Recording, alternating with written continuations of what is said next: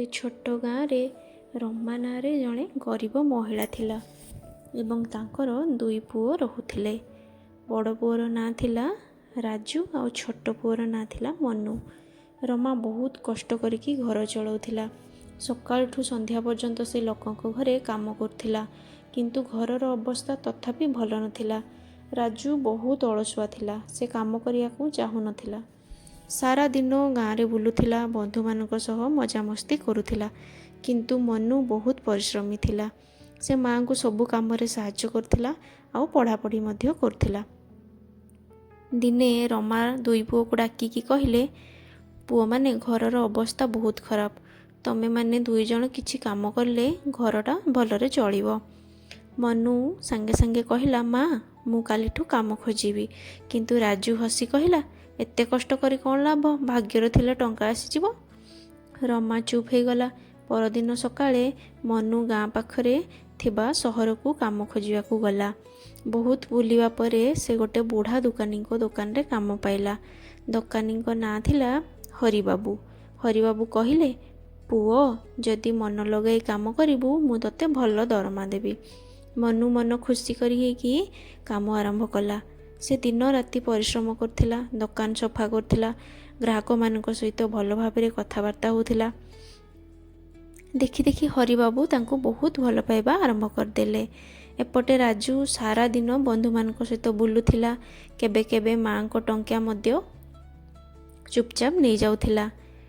दिने गाँ को जने साधु आसिले। से समस्त को कहूथिले, जेमिति कर्म करिवो सेमिति फल पाइबो। मनु साधुଙ୍କ कथा को मनरे रखिला, किंतु राजू हसिकी कहिला, ए सब पुराणा कथा। किछि मास परे हरिबाबू बहुत असुस्थ होई पड़िले।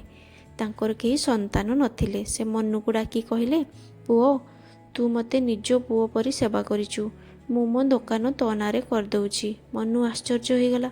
किछि दिन परे हरिबाबूंकर देहांत होई गला। एबे संपूर्ण दुकान मनुर होई गला। मनुर परिश्रमर फल ताकू मिलीगला।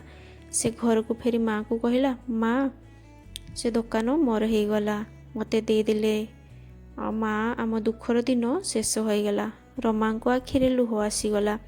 एपटे राजूर अवस्था खराब होथिला। खराब संगत रे पड़ी से जुआ खेलिबा आरंभ कला। धीरे धीरे ऋण रे बुड़ी गला। गोटे दिन राति रे किछि लोक घर को आसी चित्कार कले, राजू आमर टंका फेराई दे। रमा भୟରେ कंपी जाउथिले। मनु सबू देखी राजू को कहिला, भाई मु तते केते थर कहिथिली भल काम कर, खराब कामर फल सब बेले खराब ही हुए। राजू कांदी कांदी कहिला, मते क्षमा कर, मु मोर भूल बुझी पारिछि।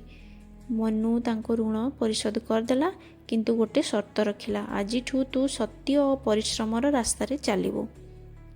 राजू माँ को पाद धरी कहिला, माँ आजिठू मु बदली जीवी।